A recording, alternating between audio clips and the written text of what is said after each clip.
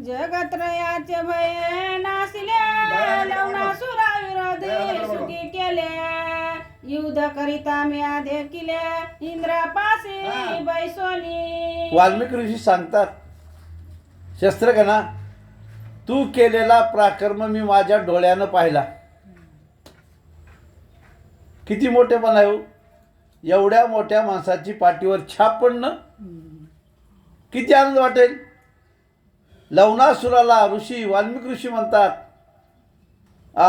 शस्त्रगणाला, तुझं आणि लवणासुराचं युद्ध चालू होतं आणि ते युद्ध चालू असताना ते युद्ध मी माझ्या डोळ्यानं पाहिलं म्हणले. आणि ते पाहिलं ते कुणापाशी बसून? येरगवळापाशी बसून नाही, इंद्र देवाचा राजा त्या इंद्राच्या जवळ बसलो आणि जवळ बसून ते युद्ध मी पाहिलं. अशा प्रकारे बोलायला सुरुवात केली आहे. संतोष दिनिया तुझ्या या गुणा मनोनी मुळगा अवघडोनिया जाना इतुके बोलोनी फळे नाना विचित्रे आणली ती काळी. अशा प्रकारचं लवणासुराला मारलं. शस्त्रगणांना मारल्याच्या नंतर शस्त्रगणांनी वाल्मिकी ऋषी बोलत असताना भरून भरून अशा प्रकारचे तोंड भरून स्तुती केली. अगोदर स्तुती केली, पाठीवर शाबासकी दिली आणि सांगितलं, बाबा तू केलेलं जे कार्य आहे ते कुणालाही करता होणार नाही. एवढं कार्य तू शस्त्रगणा केलास. एवढ्या प्रकारचा मोठेपणा दिला आणि मोठेपणा दिल्यानंतर उपाशी नाही धाडीत. संताच्या घरी गेल्याच्या नंतर संत कधीच उपाय जाऊ देत नाहीत आणि संताच्या घरचं अन्न बळही मागून घेतलं चालते बरं का, लक्षात ठेवा. संताच्या घरचे अन्न बळेची घ्यावे मागून.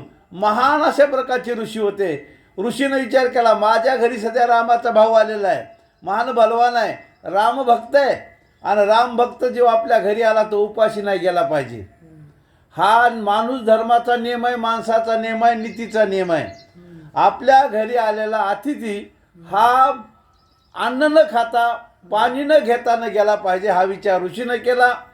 अनेक प्रकारचे वेगवेगळ्या प्रकारचे फळं आणले आणि फळं आणण्यासर काय केलं सांगायला सुरुवात केली आहे. नाना परीची छत्रगुणासी फळे अर्पिली ऋषी मंगारी मिल आरंभले गायनासी ते समयी गायकी. अरे अशा प्रकारचं ज्यावेळेस वाल्मिकी ऋषीनं शस्त्रगणांना अनेक प्रकारचे फळं आणले, फळाचा सुंदर प्रकारचं भोजन असं खाऊ घातलं आणि भोजन खाऊ घातल्याच्या नंतर तोपर्यंत काय झाले असावी, रात्र.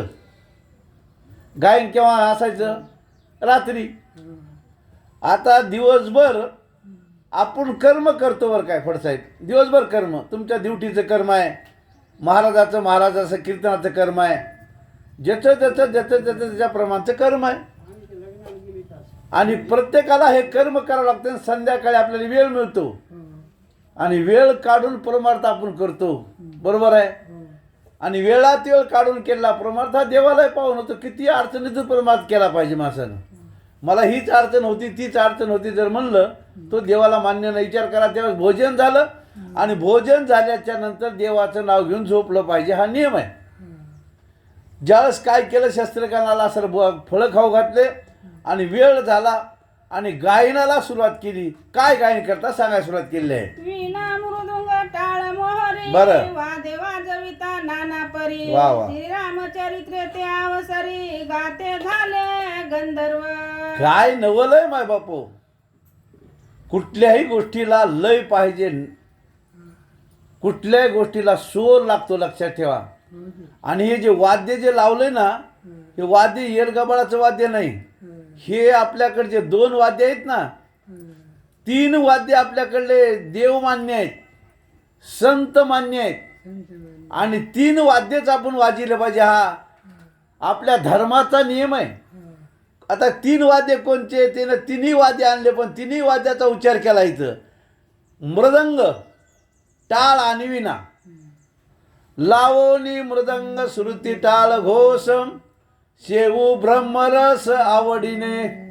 विणा लागलेला पाहिजे, मृदंग लावलेला पाहिजे, टाळही तशाच प्रकारचे वाजणारे आवाज देणारे पाहिजे. यावेळेस पहा तुम्ही भजन किती गोड वाटतंय, ते कानाला आपल्या शब्द किती गोड वाटतात. अशा प्रकारचं एक गंधर्व सभेमध्ये बसले होते आणि गंधर्व गायन करण्यासाठी आले होते. आता आपल्याला आताही माहिती आहे, आपल्याकडे भजन असतं, काही माणसाचं भजन आपल्याला ऐकावं वाटतं आणि काही शब्दाचा स्वरच ऐकावं वाटत नाही. त्याचं एक कारण असतं, त्याला स्वराचं ज्ञान नसतं. लक्षात ठेवा, ज्याला स्वराचं ज्ञान होते असे गंधर्व मृदंग लावला होता, विणा लावला होता, टाळ घेऊन गंधर्व असं गायन करण्यासाठी बसले. सांगा सुरुवात केली आहे. आवे देवनी केले प्रायण श्रीरामे वनवास शेविला जान. हो. ते तोनी वधुनी रावण जानकी घेऊन आवे द्याला. आता अभंगच सुरू केला म्हणा, किंवा ते रात्री असत ना गायन करणारे लोक, जसं प्रकारचं कथा थोडक्या शब्दामध्ये, थोडे आणि गोड.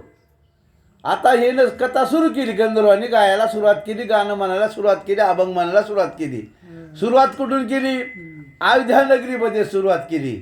अयोध्येमध्ये भगवंत राम जन्माला आले आणि राम जन्माला आल्यानंतर बापानं दिलेलं वर कैकेयीनं मागितला आणि कैकेयीनं मागितल्यानंतर बापाला शब्द मोडता आला नाही. बापाच्या वचनासाठी भगवंत रामप्रभू वनामध्ये गेले. इथपर्यंतची गायन करू लागले. सांगा सुरुवात केली आहे. ऐसे श्रीरामाच्या चरित्र ऐकोनी छत्रगुण मूर्छागत. हो. शैक्षणिक होवनी सावचित पुनरपी ऐकते पैठेला. अशा प्रकारची कथा ऐकत असताना, कथा गात असताना, रामायण इतकं सोपं नाही. तुम्हाला नेहमी सांगतो मी, येरगाबाळासारखं रामायण नाही आहे. इतकं इतकं इतकं गोड आहे, इतकं ऐकण्यासारखं आहे. काय होईल लिहिल्या माझ्या रसायन गावबान या ठिकाणी. ज्यावेळेस रामप्रभूची कथा ऐकू लागले शस्त्रगण, आणि रामाची कथा ऐकत असताना मूर्छा आली माझ्या शस्त्रगणाला. आणि खरं सांगतो, एक कुठल्याही प्रकारची कथा ऐकताना आपला स्वतःचा जीव ओतून ऐकली पाहिजे. आपले कान सगळे त्या कथेकडे असले पाहिजे. 5 ज्ञानेंद्रिय 5 कर्मेंद्रिय आपल्या कथेमध्ये असले पाहिजे. अशा प्रकारचं गायन ऐकत असताना समाधी लागली कुणाला? शस्त्रगणाला. लुब्धली नादी आणि लागली समाधी. एकदा जर माणूस नादामध्ये गुंग झाला तर समाधी लागत असते बरं. काय शस्त्रगणाला समाधी लागली. समाधी लागल्याच्या नंतर पुन्हा जाग आले, सावध झाले, आणि सावध झाल्याच्या नंतर रामप्रभूची कथा ऐकण्यासाठी, रामाचे पवाडे ऐकण्यासाठी शस्त्रगण तयार झाले. सांगा सुरुवात केली आहे. श्रीरामाच्या चरित्र पावन कोटी ब्रह्महत्या करीती दहन. ऐसे ऐकता क्षणी प्रेम शत्रुघ्नाशी दाटले. काय सुंदर प्रकारचं गायन करू लागले गंधर्व. आणि एका एका शब्दाचं आकलन तो शस्त्रगण करू लागला. त्याच्या गाण्यामध्ये एक अशा प्रकारचा शब्द आला, तो शब्द माझ्या शस्त्रगणाच्या कानावर पडला. तो शब्द होता म्हणजे काय होता म्हणले, रामाची कथा ज्यानं ऐकली, रामाच्या कथेचं ज्यानं अवलोकन ज्यानं केलं, ज्यानं रामकथा उच्चारण केलं, अशा माणसाचं जन्म मरण चुकतंय, अनेक प्रकारचं पाप नाहीसं होतंय. हे शब्द शस्त्रगणांना ऐकिले, मनामध्ये समाधान वाटलं. सांगा सुरुवात केली. सवे सैनिक वीर होते तयासी प्रेम दाटले ते. प्रेम अवघे झाले नाचते श्रीरामचरित्र